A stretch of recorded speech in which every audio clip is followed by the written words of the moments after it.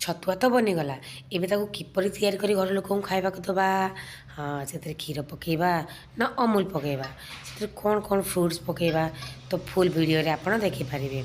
तो hello hi नमस्कार जय जगन्नाथ मु आपण मानक मो परिवार चैनल को स्वागत करुच्ची। आज वीडियो रे मु छतुआ को किपरि बनैकी आम घर लोक खाइबा दुए से विषय बतईची आपण देखंतु जानि परिबे।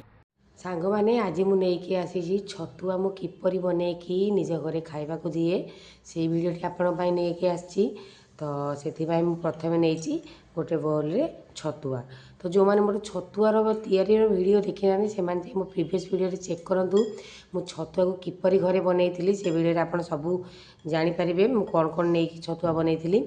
तो छतुआ बनवाई प्रथम मुझे छतुआर गुंड तो पड़ा छतुआ पाउडर तापर नहीं गोटे जगार मिल्क किछि तरबुज को काटिकी नहीं किछि आमर अंगूर को काटिकी नहीं आउ किछि आपेल को काटिकी नहीं आउ ये पूरा है सर वाला माने पूरा क्रीम वाला क्षीर किछि नहीं ये सब कहीं मुझे ना पूरा गोटे हेल्दी ब्रेकफास्ट रहा पेट पूरा भर्ती की रही माने प्रोटीन को प्रोटीन भी मिल जेहेतु सब फल भी अच्छी तो आपको एनर्जी भी आसो दिन सारा कम करने किसी भोक ही लगे।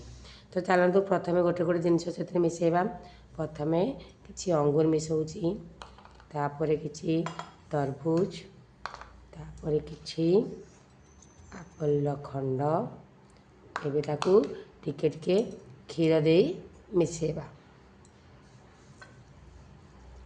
तो सुगर फ्री छतुआ जी जार सुगर अच्छी से सुगर फ्री छतुआ बन पारे किंतु मु मिश्री पकई मुझे छतुआ बन देती मोर छतुआटी एमती भी मीठा अच्छी तो मु आउ एक्स्ट्रा सुगर मोर किसी आवश्यक ना। आप देखुवे छतुआटे आपको पानी पानी लगुव कहीं पूरा पे फुलिकी मोटा हो टे क्रीमी वाला क्षीर दबा पूरा सरर क्षीरटा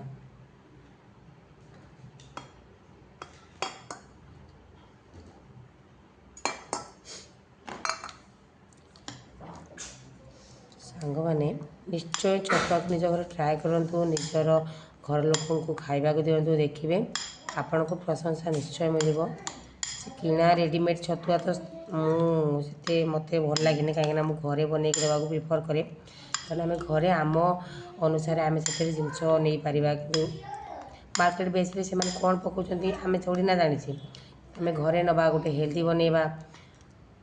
तो सांग मैंने एबे मोर प्रिपेयर हो गला छतुआ पूरा प्रोटीन आ मिनरल भर्ती छतुआ आपको मॉर्निंग रे ब्रेकफास्ट करदेले आपको लंच पर्यंत किसी भी भोक लगे एबे मु कही ना से पानी पानी होता है देखो जो चूड़ार परिमाण अधिका अच्छी ना से मोटा हो गला।